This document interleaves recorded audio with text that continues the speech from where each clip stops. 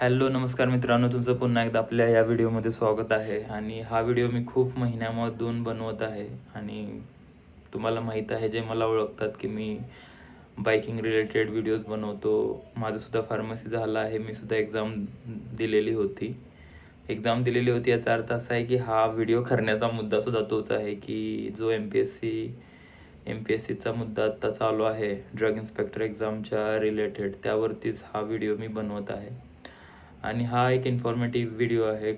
कोणालाही कोणाच्या अगेन्स्ट किंवा कोणाला हायलाईट करण्यासाठी हा व्हिडिओ नाही आहे. आणि मेन म्हणजे आपला जो विश्वास आणि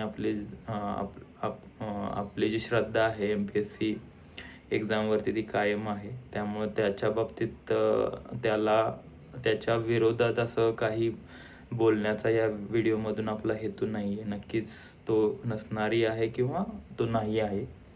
तर त्या विषयापासून साईडला थोडं घेऊन जर आपण ज्यावेळेस डेटा वगैरे बघतो आणि फॅक्ट थोडं ॲनालिसिस करतो, त्यावेळेस थोड्या गोष्टी आपण म्हटलं चेक करावं. कारण आपण सुद्धा एज्युकेटेड आहोत. आपल्याला सुद्धा थोड्याफार गोष्टी आपण आपल्या पद्धतीनं थोडं व्हेरीफाय करू शकतो नक्कीच. जो डेटा पब्लिश केला जातो त्याच्यावरती, किंवा जो नंबर्सचा इकडं तिकडं गेम राहतो, त्या बाबतीत गेम राहतो इन द सेन्स कसे नंबर्स दिसतात हे ते त्या बाबतीत आपण नक्कीच ॲनालिसिस करू शकतो. कारण जो डेटा आहे तो ॲज सच आपण ॲक्सेप्ट करू शकतो, काही विषय नाही. पण नक्कीच त्याच्यावरती आपण एक पॉझिटिव्ह वेने ॲनालिसिस करू शकतो, की बाबा काय आहे काय नाही त्या बाबतीत. तर आता काल आपण एक व्हिडिओ बघितलेला, एन डी टी व्हीने क्लेम केलेला की कॅन्डिडेट आहे की जो प्लेयर होता कॉलेजच्या काळामध्ये. त्यानंतर त्याने काहीतरी वेगळ्या कोटामधून क्लेम केलं आणि तो आता टॉप 20मध्ये दिसतोय आपल्या आत्ताचा जो प्रोव्हिजनल लिस्ट लागलेली सिलेक्शनची त्यामध्ये. आणि ह्या गोष्टी अशा असतात की त्यामुळे मग आपल्याला एक कारण मिळतं आणि त्यावेळेस मग आपल्यासुद्धा डोक्यामध्ये विचार येतात ना, की नक्कीच असं काय आहे का, किंवा अशा काही गोष्टी येतात का. तर त्या वेळेनं आपल्याला सुद्धा व्हॅलिडेट केल्या पाहिजेत अशा गोष्टी. त्या अनुषंगानं हा व्हिडिओ मी बनवत आहे. आणि तशाच वेळेनं काहीशा गोष्टी किंवा फॅक्ट लाईक मी सुद्धा मांडू इच्छितो या बाबतीत, की ड्रग इन्स्पेक्टर एक्झाम होती ती ऑनलाईन नव्हती. ती OMR शीट बेस्ड होती, की ज्याच्यामध्ये आपल्याला ब्लॅक सर्कल फिल करायचे होते, जे आपल्याला सगळ्यांना माहीत आहे. बाकीच्या पण काही एक्झाम झालेल्या होत्या आपल्या महाराष्ट्रामध्ये वेगवेगळ्या डिपार्टमेंटमध्ये. काही झालेल्या डीमर फार्मासिस्टच्या झालेल्या, काही होती ती FD ॲनालिस्ट केमिस्टसाठी होती. परत अजून एक होती वेगवेगळ्या एक्झाम्पल लाईक BMCची एक इन्स्पेक्टर रिलेटेड एक्झाम होती. परत एक वनरक्षक एक्झाम होती. मग अशा आपण काही डॉट्स आपण कनेक्ट करायचा प्रयत्न करतो. आणि त्यावेळेस मग आपल्याला काही गोष्टी समजतात. म्हणजे काय तर असं वाटतं की हां, ह्या एक्झाम्समध्ये एक वेगळा पॅटर्न आहे ड्रग इन्स्पेक्टरमध्ये. जो कॅन्डिडेट आहे तो जो सांगितलेला NDTVने, तो एक वेगळ्या पद्धतीने परफॉर्म करताना दिसतो. कारण ज्या ह्या ऑलमोस्ट 5 एक्झाम आहेत, त्याच्यामध्ये 4 एक्झाम डीमर किंवा FD ॲनालिस्ट किंवा BMC इन्स्पेक्टर रिलेटेड जी होती ती एक्झाम. परत फॉरेस्ट गार्डच्या रिलेटेड एक्झाम होती ती एक्झाम. त्याच्यामध्ये ज्या कॅन्डिडेटला ऑलमोस्ट आता डीमरमध्ये त्या कॅन्डिडेटचा रँक होता 13,000च्या वरती, 13,200 समथिंगच्या वरती होता. परत आपला FD ॲनालिस्टमध्ये त्याच सेम कॅन्डिडेटचा रँक होता 6,500च्या वरती, की ज्याच्यामध्ये टोटल 12,000 विद्यार्थ्यांनी काहीतरी सहभाग घेतलेला. मग निम्म्याला निम्मा रँक आहे हा FD ॲनालिस्टमध्ये. प्लस BMC इन्स्पेक्टर ही एक वेगळीच एक्झाम होती. त्याच्यामध्ये सुद्धा हा सेम कॅन्डिडेट अपीअर झालेला. त्याच्यामध्ये सुद्धा त्याला 19,000 स्टुडंट्स होते टोटल काही. त्याच्यापैकी त्याचा रँक होता जो 15,900च्या वरती होता. आणि फॉरेस्ट गार्ड जो की आपण वनरक्षक पण एक भरतीसाठी एक्झाम झालेली होती कोल्हापूर डिव्हिजनसाठी. त्याच्यामध्ये सुद्धा टोटल काहीतरी 55,000 प्लस विद्यार्थ्यांनी सहभाग घेतला होता की जी 120 मार्क्ससाठी होती, की त्याच्यामध्ये सुद्धा ह्या सेम कॅन्डिडेटचा रँक होता जो 24,000च्या वर होता, म्हणजे निम्म्याला निम्मा ऑलमोस्ट. म्हणजे असे जे एक्झाम आहेत ड्रग इन्स्पेक्टर सोडून, त्याच्यामध्ये एका कॅन्डिडेटचा रँक म्हणजे बऱ्यापैकी जास्त आहे, 12-13 हजाराच्या घरात आहे. जे टोटल जे कॅन्डिडेट बसलेले त्याच्या ऑलमोस्ट निम्म्याला त्याचा रँक आहे. आणि तो सेम कॅन्डिडेट ज्यावेळेस आपली ड्रग इन्स्पेक्टरची एक्झाम होते त्यावेळेस तो पहिल्या 20मध्ये किंवा पहिल्या 100मध्ये तो आपलं स्थान मिळवतो. मग ती जरा गोष्ट जरा वाटते की असं थोडं असं कसं काय. आणि काही डीमर एक्झाम होती ती माझ्या माहितीप्रमाणे ती होती कॉम्प्युटर बेस्ड होती. परत मला वाटतं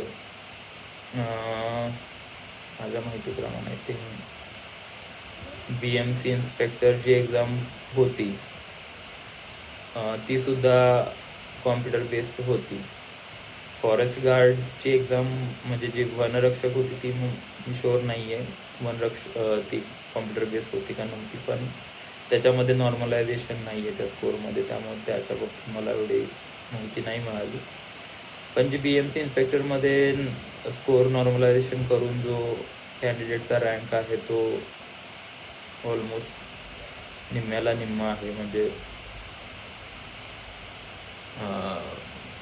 15,000च्या घरामध्ये 19,000 विद्यार्थ्यांच्या पैकी 19,027 काहीतरी विद्यार्थी होते त्याच्यापैकी.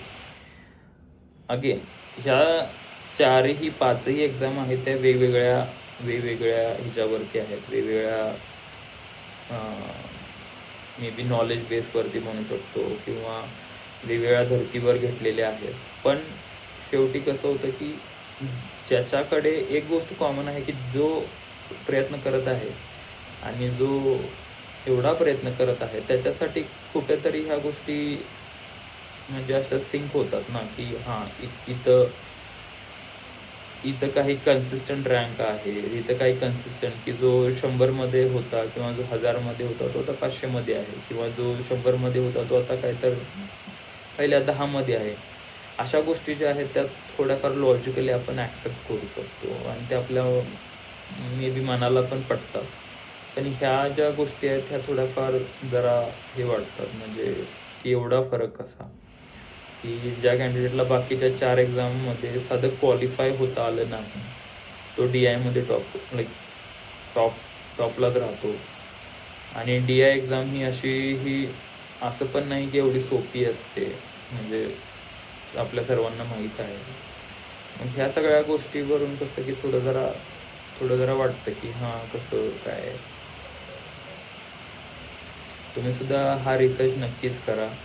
आपल्या पब्लिक डोमेन साईटवरती ड्रग इन्स्पेक्टरची प्रोव्हिजनल लिस्ट आहे, डीमर फार्मासिस्टची लिस्ट आहे, FD अनालिस्टची लिस्ट आहे, BMC इन्स्पेक्टरची जी एक्झाम झालेली निरीक्षक त्याची सुद्धा लिस्ट आहे. फॉरेस्ट गार्ड कोल्हापूरची एक्झाम झालेली वनरक्षक डिपार्टमेंट कोल्हापूरसाठी त्याची सुद्धा लिस्ट आहे. चेक करा, तुम्ही सुद्धा व्हॅलिडेट करा. आपल्याकडे AI टूल्स आहेत, वेगवेगळे चांगले आहेत, क्लाउड कोड आहे, कोडेक्स आहे, वापरा, त्याचा फायदा घ्या. कारण ह्या गोष्टी आपण व्हॅलिडेट केल्या पाहिजे, कारण तो आपण आपल्या डोळ्यासमोर असतील हा डेटा तर आपण नक्कीच त्याच्यामध्ये टाकून त्या गोष्टी व्हॅलिडेट करू शकतोय आणि आपल्याला लॉजिक लावू शकतो, इकडं काय आहे तिकडं काय. हे लॉजिक नक्कीच आपण आपल्या ॲनालिसिससाठी वापरू शकतो, की बाबा काय आहे, की बाबा काय कंपॅरिझन आहे रँकमध्ये, डेटामध्ये, हे ते अशा वेळेला आपण नक्कीच करू शकतो. त्याच्यामध्ये काही गैर नाही आहे असं मला तर वाटतं. आणि त्याच्यामधून आपल्याला थोडंफार आपण काहीतरी डेटा पॉईंट्स वगैरे आपण काढू शकतो नक्की. मग त्या हेतूने हा मी व्हिडिओ बनवत आहे आणि तुम्ही सुद्धा नक्की चेक करा असं माझं आव्हान आहे तुम्हाला, की तुम्हाला सुद्धा जर डेटा चेक करण्यामध्ये जर इंटरेस्ट असेल आणि अवेलेबल डेटा तुमच्याकडं असेल, काही टूल्स असतील तुमच्याकडं AIचे, ChatGPT म्हणा, क्लाउड कोड म्हणा, कोडेक्स म्हणा, जे पॉवरफुल टूल्स आहेत की जे सगळ्या गोष्टीला डेटाला 5 ते 10 मिनटात ॲनलाईज करून तुमच्या पुढं ठेवता. मग ह्या गोष्टी आपण नक्की चेक करू शकतो. आणि माझीसुद्धा तुम्हाला विनंती आहे, तुम्हीसुद्धा नक्की चेक करा. कारण ज्या होतात पब्लिश गोष्टी त्या ओके आहेत, त्याच्याबाबतीत आपल्याला काही इश्यू नाही आहे. पण ज्या पब्लिश झालेल्या गोष्टी आहेत त्याला आपण नक्कीच रिव्हॅलिडेट करू शकतो. रिव्हॅलिडेट आपल्याला त्याला क्रॉस चेक करता आलं पाहिजे, किंवा आपण त्याला नक्कीच क्रॉस चेक करू शकतो वेगवेगळ्या पद्धतीने. मग त्याच्यामध्ये लॉजिक वेगळं असू शकतं, पण डेटाचं जे वेगवेगळं आपण पद्धतीनं आपल्याकडं बघण्याचा जो प्रत्येकाचा दृष्टिकोन असतो तो वेगळा असतो. त्यामुळं तुम्हीसुद्धा नक्कीच चेक करा आणि तुम्हालासुद्धा हे डिफरन्सेस समोर येतील. एक कन्सिस्टंट कॅन्डिडेट जो 4 एक्झाममध्ये फेल होतो, फेलच म्हणण्यापेक्षा त्याचा रँक हजारोमध्ये राहतो, तो DIमध्ये टॉप 20मध्ये असतो. मग त्या गोष्टी जरा मनाला आपण स्वतःलाच विचार करायला भाग पडतात. त्यामुळे तुम्हीसुद्धा नक्की चेक करा आणि ह्या व्हिडिओच्या कमेंट सेक्शनमध्ये सांगा की काय आहे. आपल्याला कोणाला व्यक्तिगत टार्गेट करायचं नाही, आपल्याला कोणाला व्यक्तिगत कोणाच्यावरती बोलायचं नाही आहे. पण ह्या गोष्टी नक्कीच आपल्याला रेज केले पाहिजेत असे पॉईंट्स, कारण हे इम्पॉर्टंट आहे. आपण सर्वजण शिकलेले आहोत, आपण कॅपेबल आहोत जो डेटा अवेलेबल होतो त्याला चेक करण्याचा आणि बघण्याचा की काही गोष्टी आपल्याला मेक सेन्स होत आहेत का, नाही होत. मेक सेन्स होत आहेत तर का होत आहेत, आणि मेक सेन्स नाही होत तर का नाही होत. ह्या गोष्टी आपल्याला स्वतःला विचारलं पाहिजे. वेगवेगळ्या पद्धतीने वेगवेगळे लोक बोलतात, ते त्यांचं ओपिनियन असू शकतं नक्कीच की बाबा नाही असं तसं, हे असं आहे ते तसं आहे. आपण जे दुसरे बोलतात त्याला आपण व्हेरीफाय केलं पाहिजे नक्कीच, राईट. तर त्या गोष्टीला आपण म्हणजे फॅक्टला व्हेरीफाय करणं हे आपलं नक्कीच काम असलं पाहिजे नेहमी. फॅक्ट्सवरती आपण नक्कीच अडून राहिलं पाहिजे. बाकीच्या गोष्टी वरवरती बोलणं आणि काही फॅक्ट्स नाही सांगणं, ह्या गोष्टीवरती आपण काही क्लेम नाही करू शकत, बरोबर. काही सांगू शकत नाही ठोसपणे त्या विषयाला धरून. मग तुम्हीसुद्धा नक्की चेक करा, डेटा चेक करा. डेटा आहे आपल्याकडं, अवेलेबल आहे आपल्याकडं, म्हणजे पब्लिक डोमेनवरती अवेलेबल आहे. तुम्ही सर्च करा, थोडा टाईम द्या. कारण आपण एक्झाम देण्याच्या अगोदर एवढा वेळ देतो, अभ्यास करतो आणि त्या प्रमाणात यासाठी एवढा वेळ लागत नाही. 10-15 मिनटात, अर्धा 1 तासात हा सगळा डेटा तुम्ही चेक करून तुम्हाला कॅन्डिडेट्सचे कंपॅरिझन वगैरे अशा सगळ्या गोष्टी आपण करू शकतो. आणि जे आपल्याला केलंसुद्धा पाहिजे, त्याच्यामध्ये काही वेगळं नाही असं मला तर वैयक्तिक वाटतं. कारण जिथं एवढा डिफरन्स जाणवतो तिथं नक्कीच आपल्याला ह्या गोष्टी रिव्हेरीफाय केल्या पाहिजे आणि बघितलं पाहिजे की काही डॉट्स कनेक्ट होतात का, डेटा सेन्स करतो का आपल्याला. तर हाच मेन मुद्दा होता. आणि तुम्हालासुद्धा हे फॅक्ट समोर येतील ज्यावेळेस तुम्ही हे drug inspector, डीमर pharmacist, FD analytical केमिस्टचा जो एक्झाम झालेली, प्लस BMC निरीक्षकचा जो एक्झाम झालेली त्याच्यामध्ये, किंवा फॉरेस्ट गार्ड जी वनरक्षक आपली कोल्हापूर डिव्हिजनची झालेली त्याच्यामध्ये, या सगळ्या एक्झाममध्ये तुम्हाला समजून येईल. आणि ह्याच्यामधल्या 3 एक्झाम होत्या, डीमर, FD ॲनालिटिकल, FDA केमिस्ट आणि BMC निरीक्षक, ह्या 3 एक्झाम होत्या, ह्या कॉम्प्युटर बेस्ड होत्या की ज्याच्यामध्ये नॉर्मलायझेशन झालेलं. वनरक्षकमध्ये नॉर्मलायझेशन नव्हतं झालेलं, त्यामुळे मी शुअर नाही आहे की एक्झाम ऑनलाईन होती का नव्हती. पण जरी नसेल तरी पण त्या कॅन्डिडेटचा रँक हा वे अबव आहे. तर ज्या ठिकाणी कॉम्प्युटर बेस्ड एक्झाम होत्या त्या ठिकाणी रँक जास्त, आणि ज्या ठिकाणी OMR शीट त्या ठिकाणी रँक टॉपला. ह्या सगळ्या अशा गोष्टी आहेत की ज्या आपल्याला थोड्या संभ्रमात टाकतात असं मला वाटतं. आणि हे माझं वैयक्तिक ओपिनियन आहे. याचा मला कोणाशी पॉईंट आऊट करणं किंवा काय याच्याशी माझं काय असं माझा हेतू नाही आहे. त्यामुळे तुम्हीसुद्धा नक्की चेक करा आणि ह्या व्हिडिओच्या कमेंटमध्ये सांगा. आणि आपल्याला वोकल झालंच पाहिजे नक्कीच, कारण आपण फार्मासिस्ट आहोत. नंबर ऑफ आपलं जो कॅन्डिडेट आहेत ते ॲज कम्पेअर टू ज्या बाकीच्या MPSC जे होतात एक्झाम, त्या कम्पॅरिझन आपला एकदम कमी अमाऊंट ऑफ कॅन्डिडेट आहोत आपण. त्यामुळे आपल्याला जास्त लोकांना वोकल झालं पाहिजे जर काय आपल्याला गोष्टी समोर येतात किंवा आपल्याला जर समजतात तर. कारण ज्यावेळेस बाकीच्या ज्या एक्झाम असतात राज्यसेवा वगैरे त्या ठिकाणी सगळे कॅन्डिडेट असतात, त्यावेळेस सगळे आपापल्या परीने आवाज उठवतात. पण इथं कसं होतं की आपण फक्त फार्मासिस्ट आहोत, त्याच्यामधले ऑलमोस्ट 60-70% एकतर मेडिकल त्यांचं असतं, ते आपल्या कामात व्यस्त असतात. काही जण असतात ते जॉब करतात.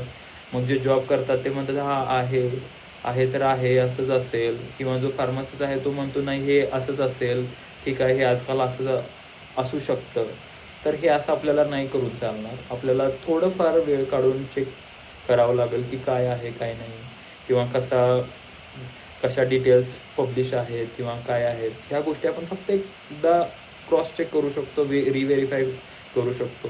एवढ्याच गोष्टी आपल्याला करू शकतो. त्यामधून आपल्याला काय डेटा पॉईंट्स मिळतात का हे आपण नक्कीच बघू शकतो. आणि तुम्ही पण बघावं ही माझी आग्रहाची विनंती आहे तुम्हाला. कारण आपण पण एज्युकेटेड आहोत, आपल्याकडे सुद्धा ती कॅपॅसिटी आहे की जी आपण रिव्हेरीफाय करू शकतो. आणि फार्मसी झाले असल्या कारणानं काही जण एम-फार्मसी झाले असतील, काही जण PhD केले असतील पुढे जाऊन, तर ते तेवढे कॅपेबल आहेत की चांगल्या पद्धतीनं डेटा ॲनालिसिस करू शकतील, याची मला पूर्णपणे खात्री आहे. बरेचसे आपले जे फ्रेंड आहेत ते IT कंपनीमध्ये आहेत, ते सुद्धा चांगलं करत आहेत वेगवेगळ्या पोझिशनवरती. ह्याच्यापेक्षा कित्येक हजारोचा डेटा ते इझिली हँडल करतात, ॲनालाइज करतात. तर हा डेटा ॲनालाइज करणं म्हणजे एक चुटकीचा खेळ आहे. तर प्लीज तुम्ही वेळ द्या आणि बघा, जे मी काही फॅक्ट्स जे सांगितल्या व्हिडिओमध्ये ते रिव्हेरीफाय करा. आणि या व्हिडिओच्या कमेंटमध्ये सांगा. हा मी मे बी 2-3 महिन्यामधून व्हिडिओ बनवतो आणि त्याचं पण एक व्हॅलिड कारण आहे म्हणून. बाकी मग नेक्स्ट व्हिडिओ आपण करतच राहू. जर काय माझ्या अजून निदर्शन आलं तर मी नक्कीच याच्यामध्ये ॲड करेन माझ्या चॅनलवरती. तोपर्यंत भेटूया नेक्स्ट व्हिडिओमध्ये. चॅनलवरती नवीन असाल तर नक्कीच म्हणेन सबस्क्राईब करा, आणि नसाल तर ओके, माहीत असाल नसाल नवीन तर तुम्हाला माहीत असेल की मी कोण आहे. ठीक आहे. Thank you for watching. बाय.